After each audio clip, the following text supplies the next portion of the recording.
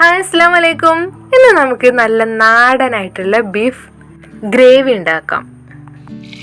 നല്ല സിമ്പിളായിട്ട് തന്നെ മൺകലത്തിലും അതുപോലെ വിറകടുപ്പിലും വെച്ചിട്ട് നാടൻ ശൈലിയിൽ തന്നെ പണ്ട് മുതൽക്ക് ആൾക്കാർ ഉണ്ടാക്കി വന്നിട്ടുള്ള അതേ ശൈലിയിലുള്ള ഒരു ബീഫ് ഗ്രേവിയാണ്.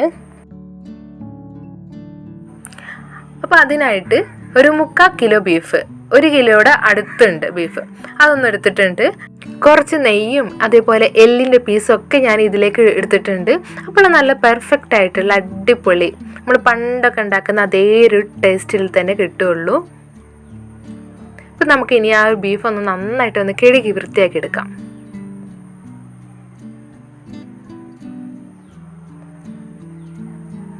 എല്ലും അതുപോലെ നെയ്യും എല്ലാതും നമ്മൾ കഴുകി ആ ഒരു ബീഫിൻ്റെ കഷ്ണങ്ങളും ഒക്കെ നമ്മൾ കഴുകി വൃത്തിയാക്കിയിട്ടുണ്ട്. അതെല്ലതും കൂടി ഇപ്പോൾ ഈ ഒരു മൺചട്ടിയിലേക്കാണ് ഞാൻ ആദ്യം തന്നെ ഇടുന്നത്. കുക്കറിലൊന്നല്ല വേവിക്കുന്നത്, ഈ മൺചട്ടിയിൽ അതുപോലെ വിറകടുപ്പിലാണ് വേവിച്ചെടുക്കുന്നത്. അതിനായിട്ട് ഞാനിപ്പോൾ ചെറിയുള്ളിയാണ് എടുത്തിട്ടുള്ളത്. ഒരു 60-65ഓളം ചെറിയുള്ളി എടുത്തിട്ടുണ്ട്. അതൊന്ന് ഇട്ട് കൊടുക്കാം. ചെറിയുള്ളി എത്രത്തോളം കൂടുന്നോ അത്രയും നല്ല ടേസ്റ്റും ഗുണവുമാണ് നമ്മളെ ഈ ഒരു ബീഫ് കറിക്കും നമ്മളെ ഹെൽത്തിനും. പിന്നെ അതിലേക്ക് ഒരു വലിയ ഉള്ളിയാണ് ചേർത്ത് കൊടുക്കുന്നത്. സവാള കൂടുതൽ ചേർത്തിട്ടുണ്ടെങ്കിൽ ചെറിയൊരു മധുരിപ്പ് ഉണ്ടാവും, അതുകൊണ്ടാണ് ഞാൻ സവാള കുറച്ച് ചേർത്തത്. ഇനി അതിലേക്ക് ഇഞ്ചി വെളുത്തുള്ളിയും പേസ്റ്റാണ്. ഒരു 2 ടേബിൾ സ്പൂണോളം ഇഞ്ചി വെളുത്തുള്ളിയും പേസ്റ്റ് ചേർക്കുന്നുണ്ട്. ഈ നാടൻ കറിക്കൊക്കെ ഇഞ്ചി വെളുത്തുള്ളിൻ്റെ ടേസ്റ്റ് നല്ല രസമാണ്. അതിലേക്ക് ഒരു 2 പച്ചമുളക് ഇതുപോലെ ഒന്ന് മുറിച്ചിട്ട് കൊടുക്കുന്നുണ്ട്. പിന്നെ അധികം കുറേ വേണ്ടത് കറിവേപ്പിലയാണ്. പറയേണ്ട ആവശ്യമില്ല, നാടൻ കറികളിലൊക്കെ കറിവേപ്പില ഒത്തിരി കാണാം, അതിൻ്റെ ഒരു ഫ്ലേവറും. അതിലേക്ക് ഇനി പൊടികൾ ഇട്ട് കൊടുക്കാം. ഒരു 4 സ്പൂണോളം മല്ലിപ്പൊടി,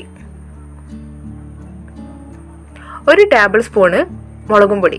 കാശ്മീരി ചില്ലി ഒന്നല്ല, നല്ല അത്യാവശ്യം നല്ല എരിവുള്ള മുളകും പൊടി തന്നെയാണ്. 1 ടീസ്പൂണ് മഞ്ഞൾപ്പൊടി, 1 ടീസ്പൂണ് ഗരം മസാല, പിന്നെ ഉലുവ പൊടിച്ചതൊന്നല്ല മുഴുവനായിട്ടുള്ളതാണ് 1 സ്പൂണ്.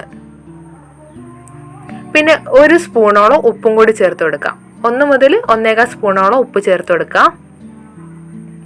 നന്നായിട്ടൊന്ന് 1 മിനിറ്റ് നേരം നമുക്ക് കൈ കൊണ്ട് തന്നെ നന്നായിട്ടൊന്ന് ഈ ഒരു ബീഫും അതിലെ മസാലയും എല്ലാതും കൂടി നന്നായിട്ടൊന്ന് നമുക്കൊന്ന് മിക്സ് ചെയ്യാം. കൈ പുകയാതിരിക്കാൻ വേണ്ടിയിട്ട് നമുക്ക് കുറച്ച് വെളിച്ചെണ്ണ കൂടി നമ്മളെ കയ്യിൽ പുരട്ടിങ്ങാണ്ട് ഒന്ന് മിക്സ് ചെയ്ത് കൊടുത്താൽ മതി. നന്നായിട്ടൊന്ന് മിക്സ് ചെയ്യണം. ഏകദേശം ഇപ്പോൾ 1 മിനിറ്റിൻ്റെ അടുത്ത് ഞാൻ നന്നായിട്ട് മിക്സ് ചെയ്തിട്ടുണ്ട്. നമുക്കിതൊന്ന് അടച്ച് വെച്ചിട്ട് നമ്മളെ ഈ ഒരു വിറകടുപ്പൊന്ന് നന്നായിട്ടൊന്ന് കത്തിച്ചെടുക്കാം. ഇപ്പോൾ കുറച്ച് ടൈം കഴിഞ്ഞിട്ടുണ്ട്, വിറകടുപ്പൊക്കെ നന്നായിട്ട് കത്തുന്നുണ്ട്.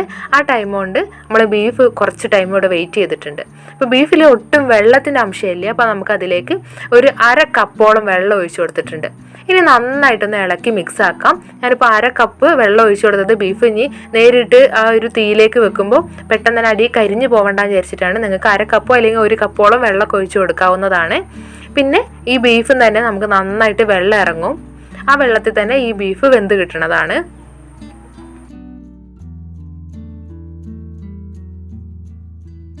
നന്നായിട്ട് വെള്ളം ഇനി നന്നായിട്ട് വറ്റിച്ചെടുക്കുന്നുണ്ട്.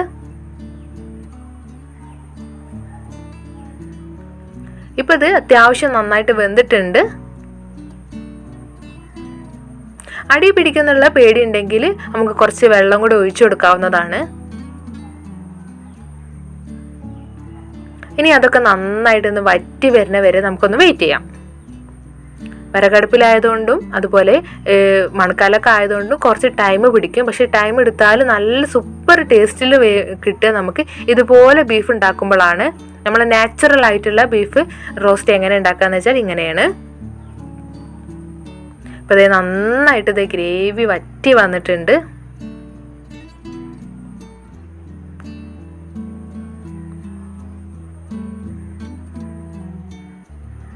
നിങ്ങൾക്ക് ഇതിലും കുറച്ചും കൂടി വറ്റി വരുന്നുണ്ടെങ്കിൽ കുറച്ച് വെളിച്ചെണ്ണ, ഒരു 2 സ്പൂണോളം വെളിച്ചെണ്ണയും കൂടി ഒഴിച്ചിട്ട് നന്നായിട്ട് വറ്റിച്ചെടുക്കാം. ഞാനിത് ഈ ഒരു തിക്കിലാണ് എടുക്കുന്നത്. പിന്നെ അതിലേക്ക് ചെറിയുള്ളിയും കറിവേപ്പിലയും വെളിച്ചെണ്ണയിൽ തൂമിച്ചെടുത്തിട്ടുണ്ട്. ഒരു 8 ചെറിയുള്ളിയും ഒരു പിടി കറിവേപ്പിലയും കൂടി തൂമിച്ചെടുത്തതാണ്. ഒന്ന് ഗോൾഡൻ ബ്രൗൺ ആക്കി എടുത്തതാണ്. അതും കൂടി ചേർത്തിട്ട് ഒരു 10 മിനിറ്റ് വരെ മൂടി വെച്ചിട്ട് നമുക്ക് നന്നായിട്ട് ഇളക്കി മിക്സ് ആക്കാം. അതിനുശേഷം നമുക്കിതൊന്ന് ഈ ഒരു ഗ്രേവി ഒന്ന് സെർവ് ചെയ്യാം. അടിപൊളിയായിട്ടുള്ള നമ്മളെ ബീഫിൻ്റെ നാടൻ ഗ്രേവിയാണിത്. നല്ല സൂപ്പർ ടേസ്റ്റാണ്. ആ ഒരു ബീഫിൻ്റെ നെയ്യിലൊക്കെയാണ് ഇതൊന്ന് വെന്ത് കിട്ടിയിട്ടുള്ളത്. അതുകൊണ്ട് തന്നെ വായന്ന് വെള്ളം വരുന്ന അടിപൊളി ടേസ്റ്റാണ്. നെയ്ച്ചോറിലേക്കും അതേപോലെ തേങ്ങാച്ചോറിലേക്കും ബിരിയാണീൻ്റെ സൈഡായിട്ടും പൊറാട്ടയിലേക്കും ചപ്പാത്തിയിലേക്കും ദോശയിലേക്കും എല്ലാത്തിലേക്കും പറ്റുന്ന അടിപൊളി ഒന്നാണ്. എല്ലാവരും ഉണ്ടാക്കി നോക്കുക. ഇൻഷാ അല്ലാഹ് നല്ലൊരു വീഡിയോ ആയിട്ട് നമുക്കിനി വീണ്ടും കാണാം.